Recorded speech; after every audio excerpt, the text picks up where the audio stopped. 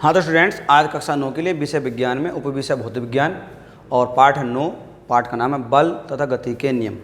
इस पाठ में जैसे नाम से स्पष्ट है बल और गति की बात चलेगी और गति संबंधित नियम की बात चलेगी। तो पहले बच्चों बल समझना चाहिए, बल क्या होता है। बच्चों बल जो है, हम किसी भी काम करने के लिए बल की हमें आवश्यकता होती है और बल वास्तव में क्या है ये समझने की बात है। बल एक बाह्य कारक होता है जो किसी वस्तु पर लगने से उसके आकार, स्थिति या दिशा में परिवर्तन कर देता है या परिवर्तन करने का प्रयास करता है।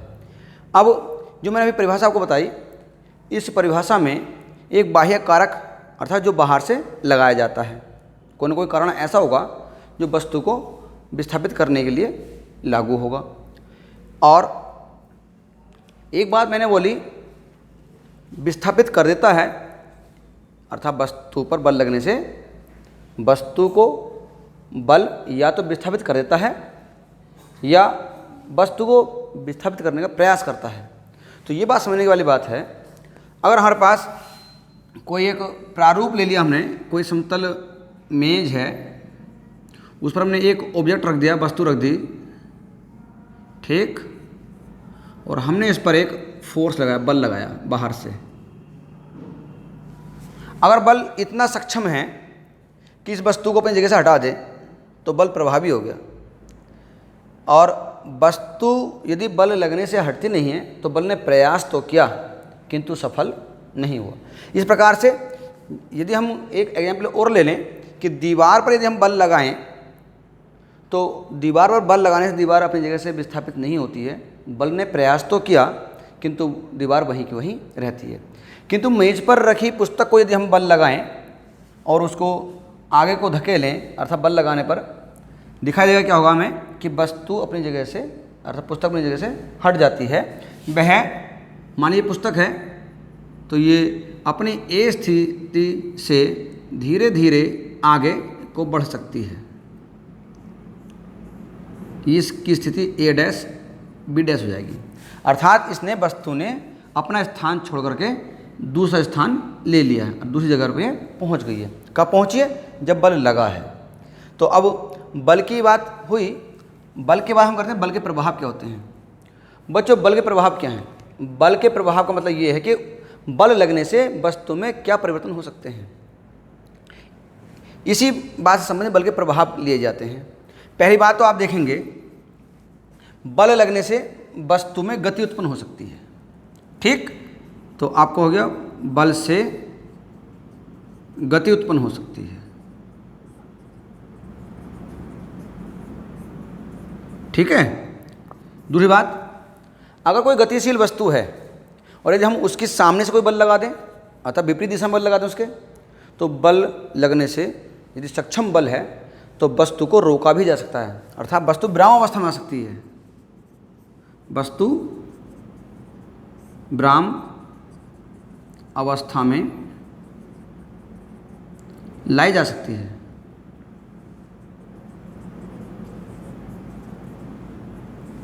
गति से विराम अवस्था में। और यदि हम कोई गतिशील वस्तु पर बल उसके दिशा से थोड़ा सा एंगल बना करके लगा दें तो वस्तु की दिशा भी परिवर्तित हो सकती है। एक सपोज करो एग्जाम्पल कि एक फुटबॉलर है, वह मन चाहे दिशा में किक मारे था बॉल को, तो सिंपल सी बात है फुटबॉल जो है उसी दिशा में चली जाएगी जिस दिशा में हमने बल या खिलाड़ी ने बल लगाया है। तो बल से दिशा भी परिवर्तित की जा सकती है।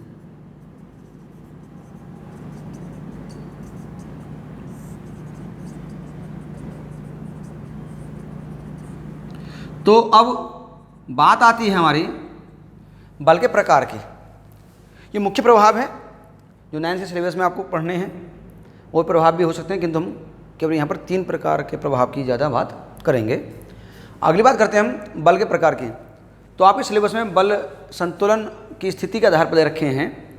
तो हम बल के प्रकार पढ़ेंगे 2 प्रकार के।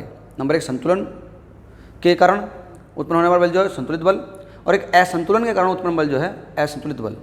तो संतुलित बल क्या होता है वह पढ़ लेते हैं पहले। माने एक ऑब्जेक्ट है और वस्तु है, उस वस्तु पर कई सारे बल लग रहे हैं और बल लगने से वस्तु अपनी विराम अवस्था में है, अर्थात स्थिर पोजीशन पर है। तो कहने मतलब ये हुआ कि वस्तु बल लगने पर भी संतुलित है। तो ऐसे बलों को संतुलित बल कहते हैं। अब इसकी परिभाषा सटीक भी होनी चाहिए। कोई किसी वस्तु पर लगने वाले सभी बाह्य बलों का बीजगणितीय योग यदि शून्य होता है तो वस्तु स्थिर होती है, और इस प्रकार के बल जो है संतुलित बल कहलाते हैं। इसका एग्जाम्पल मैं आपको बता देता हूँ, छोटा सा एग्जाम्पल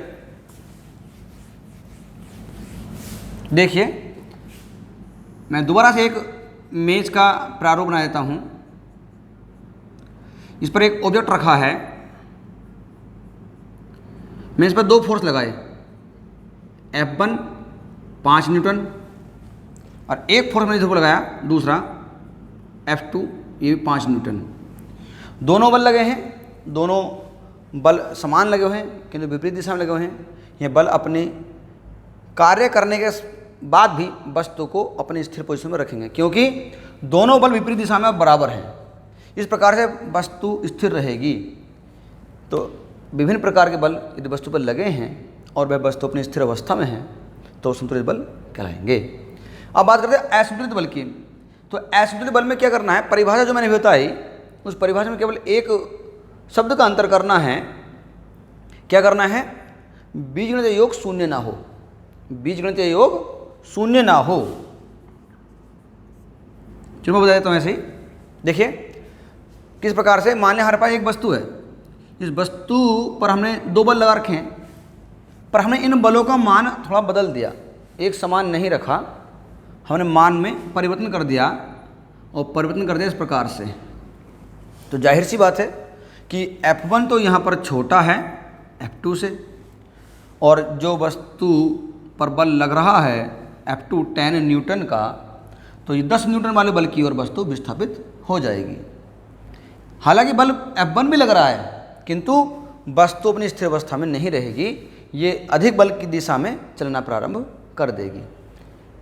तो इसके लिए परिभाषा क्या बोलेंगे हम, जब किसी वस्तु पर लगने वाले बाह्य बलों का बीजगणितीय योग शून्य नहीं होता है तो बल के कारण वस्तु स्थिर अवस्था में नहीं होती है, और इस प्रकार के बलों को असंतुलित बल कहते हैं। जैसे एक वस्तु पर अलग अलग परिमाण के बल लगने पर वह स्थिर अवस्था में नहीं होती है। चलिए अब आपके पास बल के प्रकार है, अब बात करते हैं जड़त्व की। इस चैप्टर में जो जो टॉपिक्स हैं मेन वो आप देखने हैं। जड़त्व क्या है बच्चों, जड़त्व होता है वस्तु के अंदर उपस्थित द्रव्यमान की मात्रा, और इस द्रव्यमान की प्रकृति पर ही जड़त्व की माप की जाती है। अब अगर ये डस्टर है तो डस्टर के अंदर कुछ न कुछ द्रव्यमान है, अर्थात इसके अंदर कुछ न कुछ जड़त्व है, और बाहर से जो बल लगता है वह बल इस जड़त्व को हटाने के लिए इतना सक्षम होना चाहिए कि बल जड़त्व को विस्थापित कर दे, अर्थात द्रव्यमान को विस्थापित कर दे। तो यदि बल विस्थापित करता है तो एक कंडीशन ये हो गई, और यदि बल विस्थापित नहीं करता है तो दूसरी कंडीशन ये हो जाएगी। तो इस आधार पर हमारे पास जड़त्व के प्रकार होते हैं 2, नंबर 1, नंबर 2। नंबर 1 होता है विराम जड़त्व, और दूसरा हो जाएगा आपका गति जड़त्व।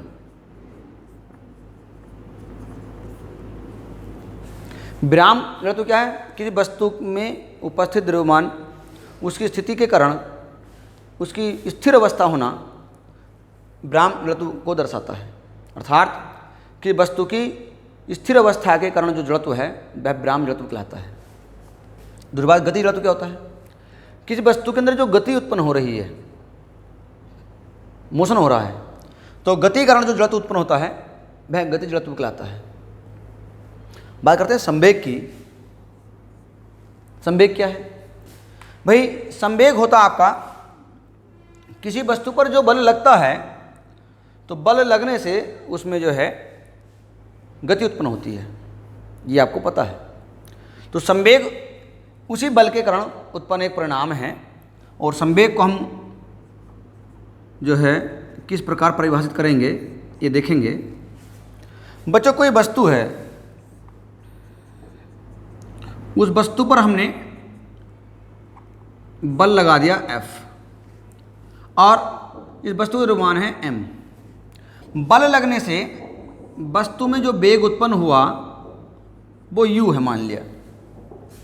तो बच्चों जो वस्तु का द्रव्यमान है और वेग है, वस्तु द्रव्यमान और वेग के गुणनफल को ही हम संवेग कहते हैं और इसे p से प्रदर्शित करते हैं।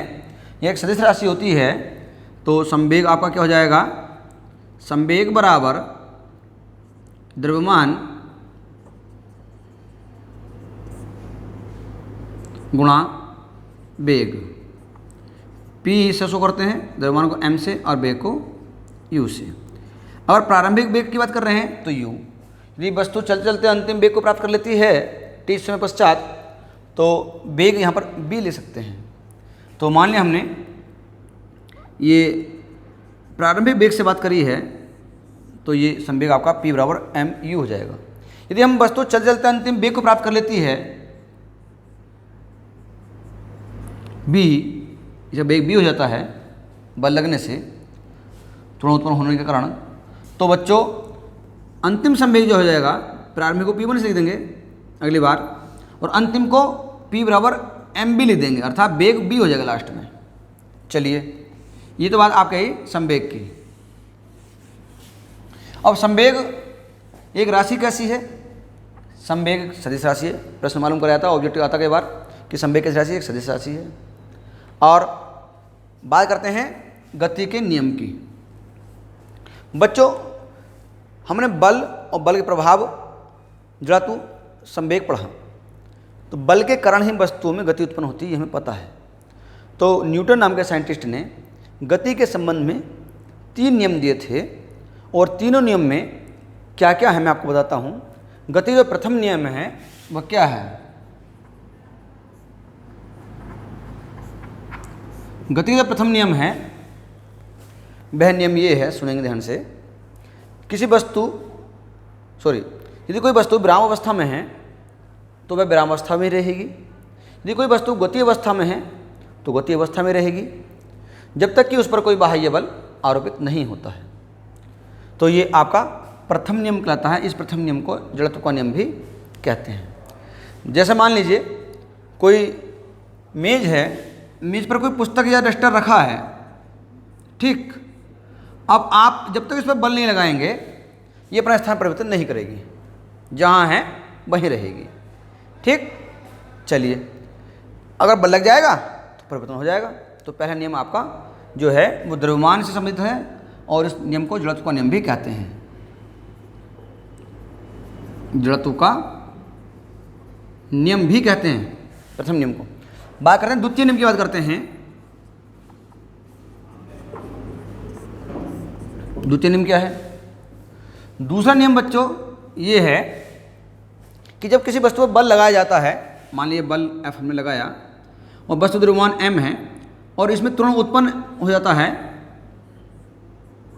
A, ठीक। और जिसकी वजह से इसका वेग बढ़ सकता है, u से भी हो सकता है, पर हम यहाँ वेग की बात नहीं कर रहे हैं फिलहाल अभी। तो द्वितीय नियम क्या होता है कि वस्तु पर लगाया गया बल जो है उस वस्तु के द्रव्यमान के समानुपाती और उत्पन्न त्वरण के समानुपाती भी होता है। जब इन दोनों नियम को मिला देते हैं तो F समानुपाती ma हो जाता है। F बराबर यहाँ पर K ma हो जाता है, जहाँ K एक समानुपाती नियतांक होता है, समानुपाती नियतांक है, और इसका प्रयोगों के आधार पर मान 1 होता है। इसीलिए F बराबर 1 इंटू ma, F बराबर ma। तो दूसरा नियम क्या हुआ हमारा, इन दोनों नियमों को मिलाने पर यदि हम बोलेंगे तो सीधा से नियम हो जाएगा कि वस्तु पर लगाया गया बाह्य बल उस वस्तु द्रव्यमान के समानुपाती तथा त्वरण के समानुपाती होता है।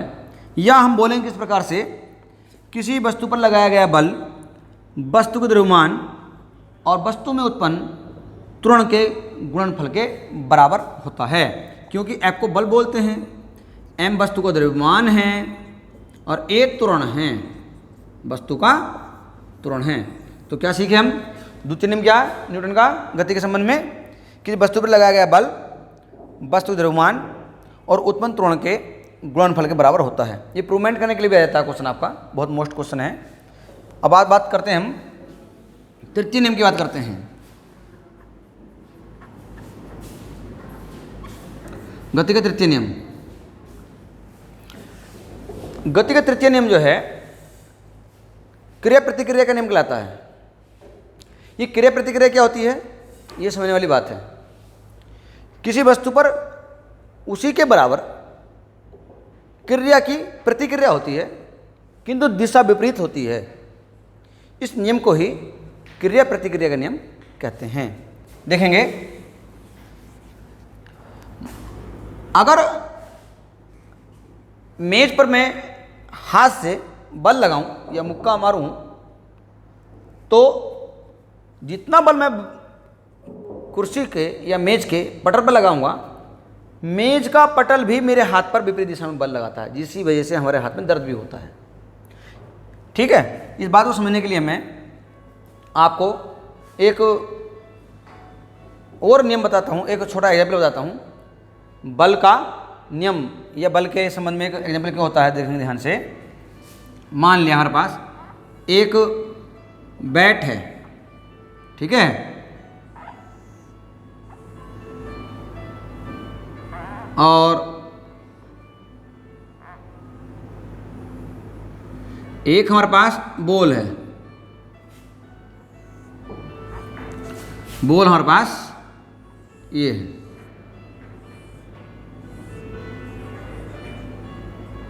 ये वस्तु एक है, ये वस्तु दो है। इस वस्तु ने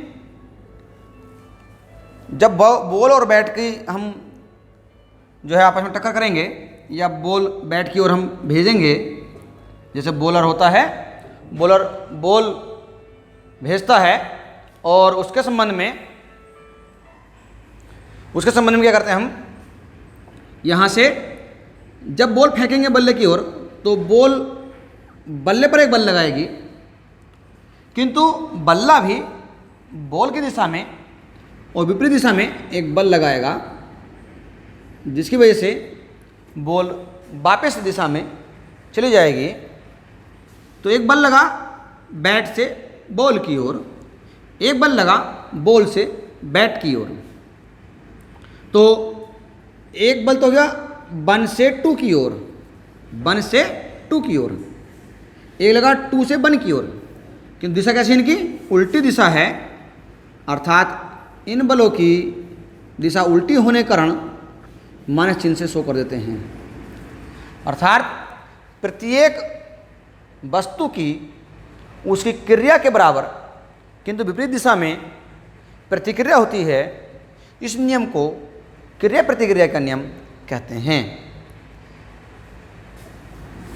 अब अगली बात करते हैं कुछ इसके एग्जाम्पलों की। तो पर आप एग्जाम्पल देखोगे, रॉकेट जो उड़ता है या हवाई जहाज उड़ता है तो उनसे निकलने वाली गैसों का जो प्रेशर है वो पीछे की ओर जाता है, उतनी ही तेज़ी से जो विमान होता है, रॉकेट होता है या हवाई जहाज होता है, वह ऊपर को आसमान में चढ़ता चला जाता है। गैसों की क्रिया के बदले उसको ऊपर की ओर प्रतिक्रिया में वेग मिलता चला जाता है। अगली बात करते हैं हम संवेग परिवर्तन की दर तथा बल के संबंध में।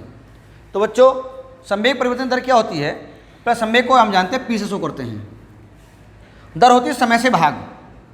हमने इसको d/dt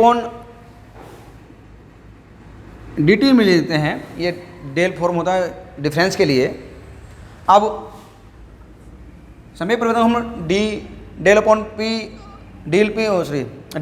इसे लिखते हैं, और इसमें करते हैं हम परिवर्तन को ले देते हैं हम बल, और संबंध लेते हैं इसका इस प्रकार से। अर्थात किसी वस्तु पर जो लगाया गया बल होता है वह बल वस्तु के संवेग परिवर्तन की दर के बराबर होता है। p संवेग है और जो चेंजिंग दिखा रहा है समय के रेस्पेक्ट में, ये परिवर्तन को शो कर रहा है। अब डेल्टा पी का मतलब यहाँ पर क्या है, इसमें लेंगे संवेग परिवर्तन अर्थात अंतिम संवेग माइनस प्रारंभिक संवेग, और डेल्टा टी क्या है, इसमें लेंगे अंतिम समय प्रारंभिक समय। अब बात करें बल का आवेग। बच्चों बल का आवेग क्या होता है, यदि कोई बड़ा बल किसी वस्तु पर बहुत कम समय के लिए लगाया जाए तो वस्तु पर जो बल होता है वह बल ना बोल करके बल का आवेग कहलाता है। तो इस प्रक्रिया को F बराबर वो F इंटू डेल्टा टी से ले देते हैं और I से शो करते हैं, इम्पल्स बोल देते हैं इसको, I फॉर इम्पल्स। तो बल और बल का बहुत कम समय के लिए जो गुणा होती है वह आवेग के नाम से जाना जाता है। अब इसके संबंध में कुछ न्यूमेरिकल देंगे, देखिए। तो बच्चों एक इसमें न्यूमेरिकल लेते हैं। एक वस्तु पर 10 न्यूटन का बल लगने से उसका वेग 10 मीटर प्रति सेकंड से 20 मीटर प्रति सेकंड हो जाता है। तब बल के कारण उत्पन्न त्वरण ज्ञात कीजिए जबकि बल 5 सेकंड तक लगा है। तो सिंपल सा क्वेश्चन देखो, फिर देखते हैं कि बल कितना है हमारे पास। बल आपका 10 न्यूटन है और जो वेग है प्रारंभिक वेग वो u है, 10 मीटर पर सेकंड है। अंतिम वेग को आप 20 लिखते हैं, आपको पता ही है 20 मीटर पर सेकंड है। और त्वरण हमें ज्ञात करना है और जो समय रखा पहले से ही t कितना है 5 सेकंड है। तो आप जानते हैं सूत्र आपको पता है पहले से ही, पहले गति का समीकरण लेते हैं। वो गति का समीकरण लगाइए जिसमें u भी है, v भी है, a भी है और t भी है। तो गति का समीकरण आपको पता है b बराबर u प्लस के a t होता है और आपको पता है s बराबर u t प्लस के हाफ a t स्क्वायर भी होता है और b स्क्वायर बराबर u स्क्वायर प्लस के 2as भी होता है। इसमें u है, v है, a और t है।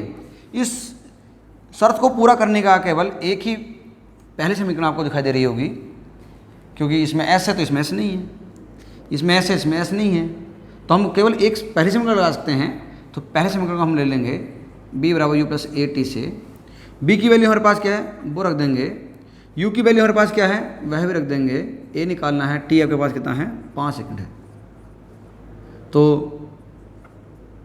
5 कम 5 a हो जाएगा, 20 में से 10 इधर ले जाएंगे, 10 घट जाएंगे, 5a 10 बराबर 5a हो जाएगा और a बराबर 10/5, 5 दूनी 10, a बराबर 2 आपका क्या होगा ये मीटर पर सेकंड स्क्वायर। तुरंत हो गया। अगर प्रश्न हमारे पास ऐसा होता है कि वस्तु को द्रव्यमान दिया होता और त्वरण दिया होता और बल निकालने को क्या था, तो एक क्वेश्चन और देख लीजिए ऐसा ही। यदि बल दिया होता कितना 10 न्यूटन दे लिया मान लिया और त्वरण दे रखा हमारे पास कितना 2 मीटर पर सेकंड स्क्वायर होता और निकालना क्या होता, हमें द्रव्यमान निकालना होता वस्तु का। तो हम इस संबंध से F बराबर ma गति का समीकरण बताया था मैंने, सॉरी न्यूटन की जो फॉर्मूला था द्वितीय नियम में आपको बताया था कि किसी वस्तु पर लगाया गया बल वस्तु के द्रव्यमान और त्वरण के गुणनफल के बराबर होता है। तो हम वह नियम लगा देते और हमें m निकालना है तो F/a कर देते। F हमारे पास पहले से दे रखा 10 और 2 आपका त्वरण दे रखा है, 2 × 5 = 10 हो जाएगा और 5 आपका kg द्रव्यमान हो जाएगा।